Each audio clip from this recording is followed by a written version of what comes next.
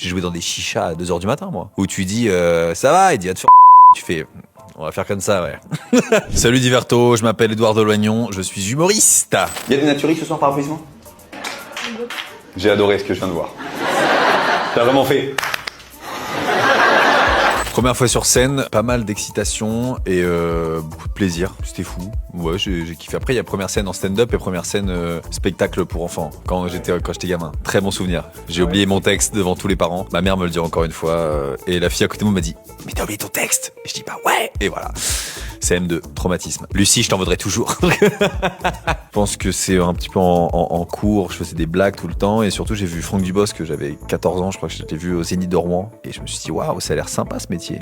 Et après une vraie révélation, c'est au cours Florent, au cours d'impro. C'est la première fois que j'ai fait rire des gens vraiment, il y avait 200 personnes pendant un cours d'impro et je me suis dit, ok, cette sensation-là, j'ai envie de la vivre toute ma vie parce que c'est génial. Premier bid marquant, un jour on m'appelle à 23h pour jouer dans un comedy club qui s'appelle le Paname, qui est très connu, et parce qu'il y a des réservations, il y avait 7 personnes, et moi j'arrive avec toute la confiance d'un gars qui fait du stand-up depuis un mois, et là, 5 minutes très longues, hein.